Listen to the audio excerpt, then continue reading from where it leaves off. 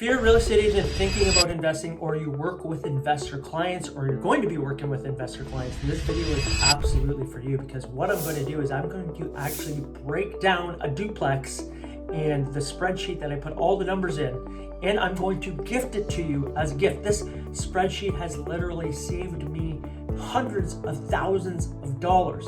And guess what? As an investor myself, that's how I got into this career as a real estate agent. I had a passion for investing in real estate, which ultimately led me to be like, hey, why don't I just become a real estate agent? Because then I can save the commission too. Okay, I've been investing in real estate for 17 years now, and I've been using this exact spreadsheet to evaluate properties very quickly for 17 years. And if you're working with investors, or you're listing an investment property, you can package this spreadsheet with all the numbers, and you can give it to realtors that inquire about it, and you can give it to your client, so it looks like you know exactly what you're doing. Okay, and again, like, it's a very easy way to evaluate investment properties, and I would like to gift this to you because it's been the most valuable tool, one of the most valuable tools in my entire life when it's come to investing in real estate. And it's been honestly a blessing to have this spreadsheet and to be able to pull this up. I recently just did an analysis for a duplex for a client, and that's what I'm going to be breaking down in this spreadsheet here today in this video, so you can actually see what I'm thinking when I'm going through this, and how you can adjust the numbers and what it actually looks like, what makes sense, what doesn't make sense. And this way you can guide your clients in a way that, you know, is this a good investment or is this not a good investment? No, I wouldn't invest in this. Here's the numbers. This makes sense to invest in. When you present the numbers and they work to an investor, guess what? They're going to take action and they're going to move forward. So this is why you want to have the numbers specifically for an investment property right in front of your client, or for yourself if you would like to buy investment properties. I mean, you are a real estate agent, you're in the game, you get to save commission, you get an even better deal. It makes sense to invest in real estate. Real estate is one of the best investments that you can invest in. 99% of multimillionaires have real estate in their portfolio. Okay, and it was been a game changer for me to be a real estate investor, and it's changed my life drastically and led me to a career in real estate. So I'm very blessed for that as well. And I was guided by a friend that was a real estate agent to start investing in real estate. So I owe that all to him for allowing me to have the light bulb turn on my head of like, wow, if I own X amount of investment properties, I could be free the rest of my life. Okay, so that's been my goal, to always continue to acquire investment properties to ultimately create freedom in my life. Okay, and it's been a huge game changer for me, and I'd like it to be a game changer for you too. That's why I would like to give you this spreadsheet as well. So if you'd like this spreadsheet, once we go through it, comment spreadsheet down below, or investment, and I will give this spreadsheet to you so you can ultimately have this as well. Okay, so let's dive into this, and I'm going to cover right now the duplex that I recently went over. Okay, so I'm here right now. Duplex that I was going over for a client is 3939 Wood Ave, Severn, in the area that I live in. Please keep in mind, I'm in Toronto area, Canada. Okay, so our real estate is going to be different per area. Obviously, wherever you're located, your real estate is going to be higher or lower. Doesn't make sense. Doesn't make sense. The real estate where I am right now is very high.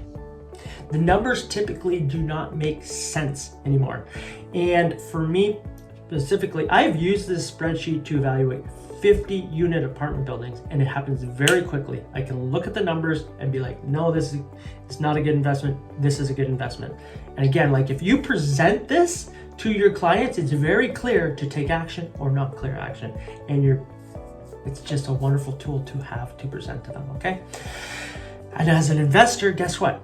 Investors make decisions on numbers. They're very number driven. I'm very numbers driven. I like to see the numbers. The numbers make sense. Okay, let's move forward. Do they not make sense? Forget it. Okay, duplex.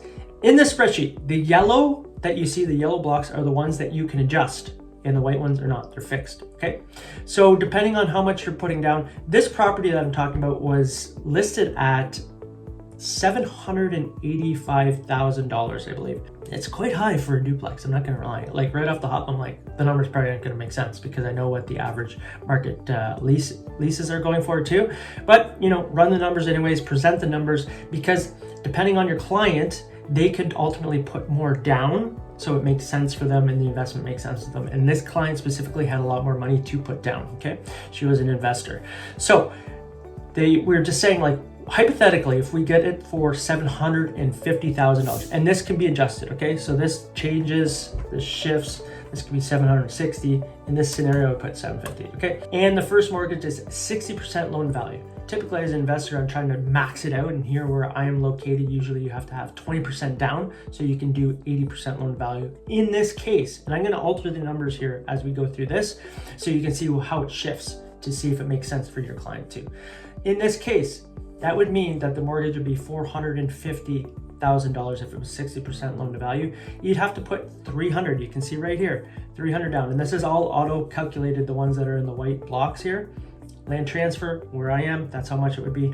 Legal costs around $2,000. Home inspections around $600. All in for my client would have been $314,075. Okay, then we get into the income. How much it's producing? Well, it's about $4,000, which is a little bit lowish. Not bad, but a little bit lowish.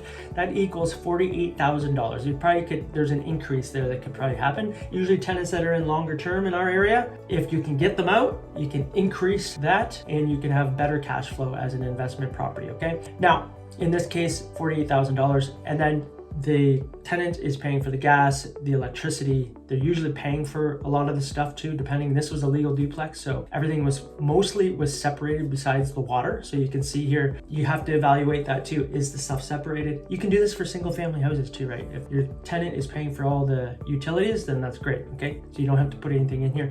In this case, the owner still would have to pay for the water, or the landlord. So you can see, adjust that, it's about $94 a month. That's how much it is. Property tax, the owner's gonna be paying for that. It's around $4,200.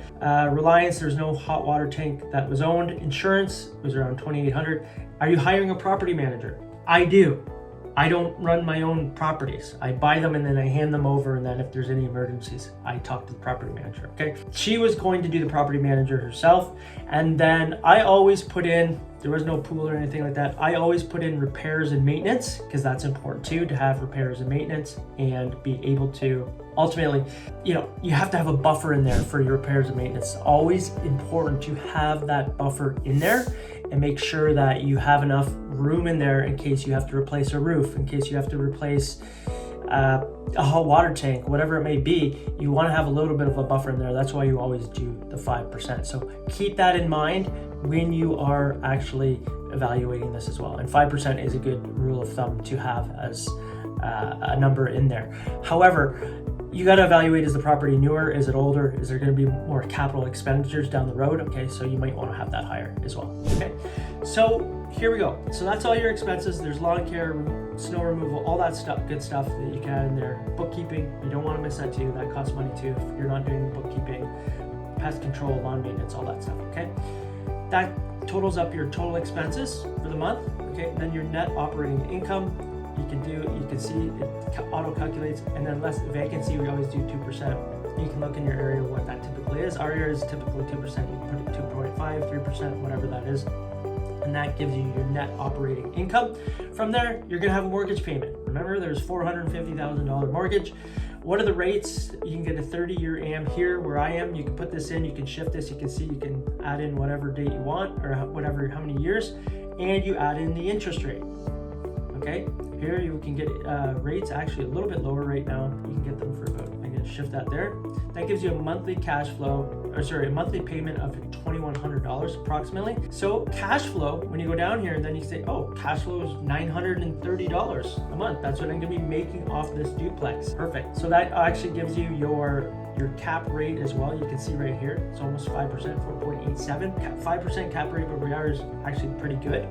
But again, these numbers can shift depending on what you're actually putting in. And I'm going to show you that. I'm going to go in and do another scenario here. But so you can go, what's my return on investment? So there's always three things that we're looking at as an investment: is the appreciation over time, every year, cash flow, and your principal pay down. Those are the three levers that we're looking for as an investor. Those three levers are important, okay? Typically where we are right now, there's not a lot of cash flow. So you're really buying an investment property where I'm located for the principal pay down and the appreciation, okay? okay? The government has been playing with the interest rates so much that there hasn't been much.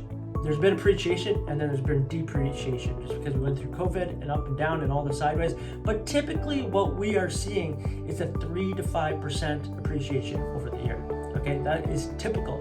And you'll see in the spreadsheet here that I have that as well. I have the 5% appreciation. So you can see overall in this spreadsheet that I'm sharing with you now, we're looking at around an 18% ROI. Not bad.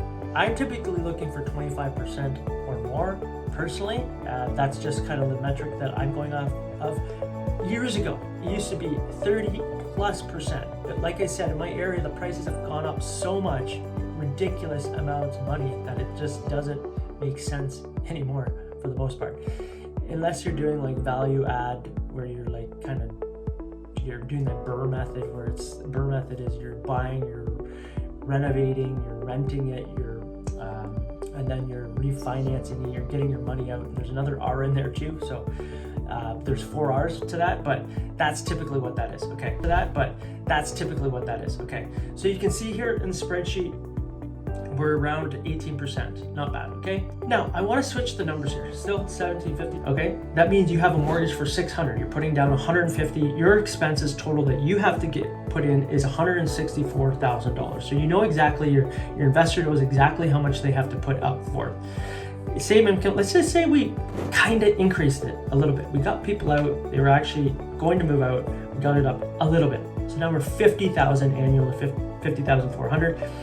And let's just say all this stayed the same, vacancy rate stayed the same, a 30-year, we lowered the rate, let's just say the rates got a little bit lower.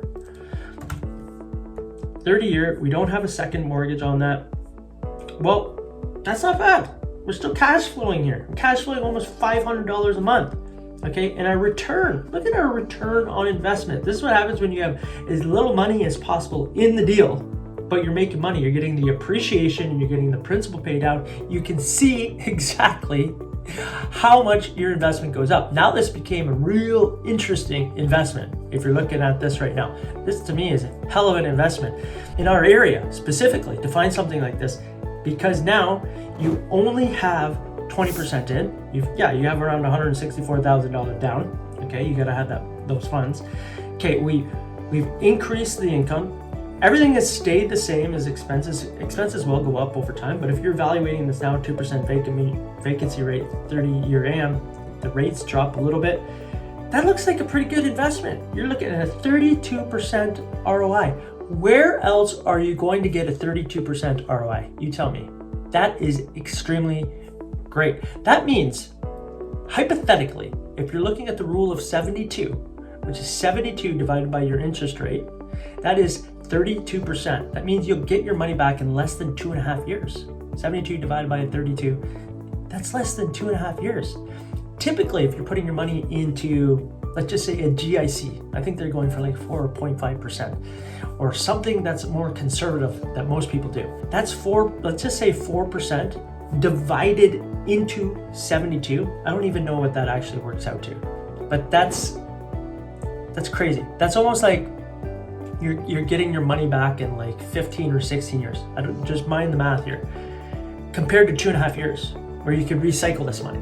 This is the power in real estate because your ROI is so much higher. You have little money in the game and you actually make appreciation on the whole amount. Say the 750,000, the appreciation on 750, even though you only have 164, you're not making appreciation on 164, you're making appreciation on the 750, which is extremely powerful. That's how you build wealth, okay? Getting returns like this. I don't personally invest in anything unless I'm getting 10% plus returns. There's second mortgages, there's development deals, there's owning real estate. There's many ways to do this, okay? So this is really where the power lies when you can start to ship this. So when I look at this now, I'm going, this is a pretty good investment. I mean, if you're cash flowing almost $450 a month and the tenants are paying for that, let's just shift this and just say like it's back to 4,000. And let's just say I would like to get a property manager too.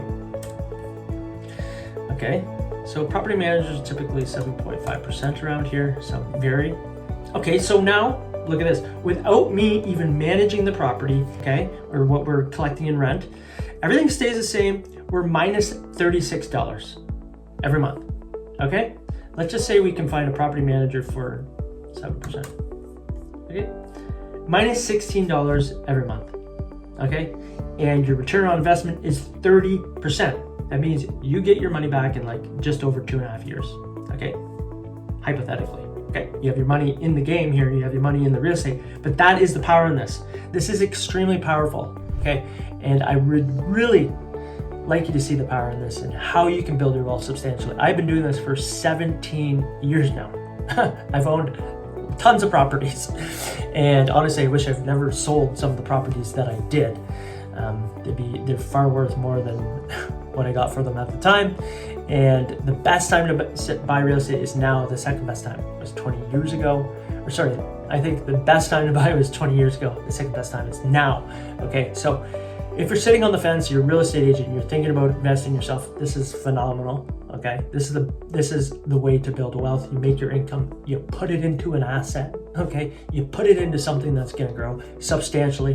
30% ROI. I mean, even when people think of the S&P 500, that's 8 to 9% on average on the money you put in. So if you put in, so let's just say $100,000, that's 100. You make $8,000. This is like, this blows that out of the water because you're making that appreciation on the whole asset, the 750. This is why real estate is so powerful. And then you get all the write-offs and everything else that goes with that, okay? So I would love to gift this spreadsheet to you. I would love to give you this spreadsheet and make it a gift to you. If you would like this, comment below, investment, spreadsheet, let me know. I'll give you this spreadsheet absolutely free, and it's saved me it's made me hundreds of thousands of dollars, and it's allowed me to make educated, decisions because I'm basing it off metrics, numbers. It's very easy to go yes and no when you have the numbers right in front of you. Okay? And if you enjoyed this video, subscribe to the channel. I'm going to be giving away stuff like this. Everything I've learned as a real estate investor, real estate agent, giving it to you for free to make your life easier, simpler, close more deals, and actually enjoy the process as a real estate agent. So subscribe to the channel. If you'd like to watch another video, watch this one here. It's a real good one too. This will break down everything for you. Okay, I'm Nick Doherty, and I'll see you on the next video. Bye for now.